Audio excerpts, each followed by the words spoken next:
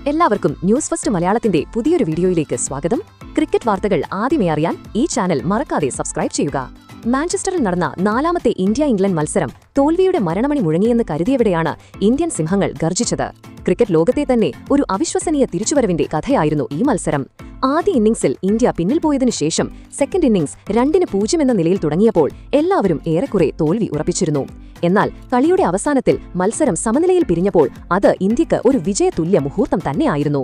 അത് ശരിക്കും ഇംഗ്ലണ്ടിന്റെ അഹങ്കാരത്തിന് കിട്ടിയ തിരിച്ചടിയെന്നും വേണമെങ്കിൽ നമുക്ക് വിശേഷിപ്പിക്കാം. മത്സരത്തിനു ശേഷം ഇന്ത്യൻ ക്യാപ്റ്റൻ ശുഭ്മാൻ ഗിൽ പറഞ്ഞത് ഇങ്ങനെയായിരുന്നു: "ഇത് ഞങ്ങൾ മറക്കില്ല. ഈ ടീമിന്റെ പോരാട്ടം, പ്രതിരോധം, വിശ്വാസം അതെല്ലാം ഒരു ക്ലാസിക് ആയിട്ടാണ് ഇവിടെ അകത്തും പുറത്തുമുള്ള എല്ലാവരും കണ്ടത്." 0-2 എന്ന നിലയിൽ സെക്കൻഡ് ഇന്നിംഗ്സ് ആരംഭിച്ചപ്പോൾ എല്ലാവരും കരുതിയത് കളി അവസാനിച്ചതാണെന്ന്. പക്ഷേ ടീമിന്റെ പോരാട്ടവീര്യം അത് അതിജീവിച്ചു. ജഡേജയുടെ നിരാശയില്ലാത്ത ബാറ്റിംഗ്, KL രാഹുലിന്റെ ഏകാഗ്രതയും പ്രായോഗികതയും പിന്നെ തിരിച്ചെത്തിയ വാഷിംഗ്ടൺ സുന്ദരന്റെ ആത്മവിശ്വാസവും ചേർന്നാണ് ഇന്ത്യയെ ഈ സമനിലയിലെത്തിച്ചത്. ഈ സമനില ഞങ്ങൾ ഒരു ചെറിയ ജയമായി കാണുന്നു. കാരണം സ്കോർ അല്ല, നമ്മുടെ ആത്മവിശ്വാസം, ധൈര്യം, അതിജീവന ശക്തി അതാണ് ഇന്നത്തെ യഥാർത്ഥ വിജയം. ഞങ്ങളാണ് കളിച്ചത്, പക്ഷേ നിങ്ങൾ ഞങ്ങളുടെ കൂടെ ഉണ്ടായിരുന്നില്ലെങ്കിൽ ഈ പോരാട്ടം അത്ര ശക്തമായിരിക്കില്ലായിരുന്നു. ക്രിക്കറ്റ് ഒരു ഗെയിം മാത്രമല്ല, അത് വിശ്വാസത്തിന്റെ പോരാട്ടമാണ്.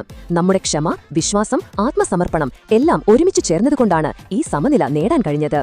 ഇനി അവസാന ടെസ്റ്റ് അത് വെറുമൊരു മത്സരമല്ല, അത് ചരിത്രത്തിനുള്ള ഒരു നിമിഷമാകും.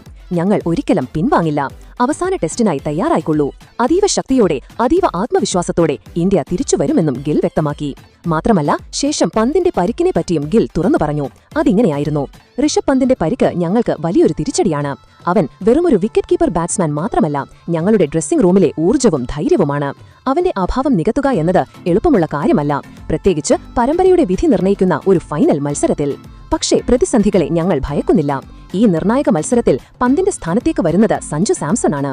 ഒരു കാര്യം ഞാൻ വ്യക്തമാക്കാൻ ആഗ്രഹിക്കുന്നു: ഞങ്ങൾ സഞ്ജുവിനെ ടീമിലേക്ക് എടുക്കുന്നത് അവന്റെ ബാറ്റിംഗ് മികവോ കീപ്പിംഗ് കഴിവോ മാത്രം കണ്ടുകൊണ്ടല്ല. അതിനെല്ലാം ഉപരി സഞ്ജു ഒരു മികച്ച ക്രിക്കറ്റ് മസ്തിഷ്കമാണ്. കളി വായിച്ചെടുക്കാനും എതിരാളികളുടെ പദ്ധതികൾ മുൻകൂട്ടി കണ്ട് അതിനെ തകർക്കാനും അവനൊരു പ്രത്യേക കഴിവുണ്ട്. കഴിഞ്ഞ കുറച്ചു നാളുകളായി ഞാനും സഞ്ജുവും ഒരുപാട് സംസാരിക്കുന്നുണ്ട്. ലോർഡ്സിലെ അവസാന ടെസ്റ്റിനായുള്ള ഇന്ത്യയുടെ മാസ്റ്റർ പ്ലാൻ തയ്യാറാക്കുന്നത് സഞ്ജുവാണ്. അവന്റെ തന്ത്രങ്ങൾക്കും ആശയങ്ങൾക്കും വേണ്ടിയാണ് ഞങ്ങൾ കാത്തിരുന്നത്. ഈ മത്സരം ജയിച്ച് പരമ്പര സമനിലയിലാക്കാൻ ഞങ്ങൾക്ക് സഞ്ജുവിന്റെ ആ മാസ്റ്റർ പ്ലാൻ കൂടിയേ തീരൂ. ബെൻ സ്റ്റോക്സിന്റെയും സംഘത്തിന്റെയും വെല്ലുവിളി ഞങ്ങൾ ഏറ്റെടുക്കുന്നു. അവർക്ക് ഞങ്ങളുടെ മറുപടി വാക്കുകളിലായിരിക്കില്ല, കളിക്കളത്തിലെ പ്രവൃത്തിയിലായിരിക്കും.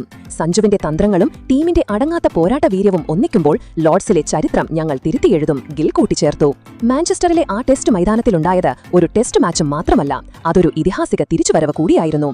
തോൽവിക്ക് തയ്യാറാവുകയായിരുന്ന ഇന്ത്യയെ ക്യാപ്റ്റൻ ശുഭ്മാൻ ഗിൽ ക്രീസിലെത്തി ആദ്യം രക്ഷപ്പെടുത്തി. പിന്നെ അതിനപ്പുറം ഒരു മാച്ച് വിൻ മോഡിലേക്ക് നയിച്ചു.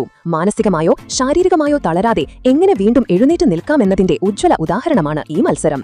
ഇതിനെപ്പറ്റി നിങ്ങളുടെ അഭിപ്രായം എന്തെന്ന് താഴെ കമന്റ് ചെയ്യുക.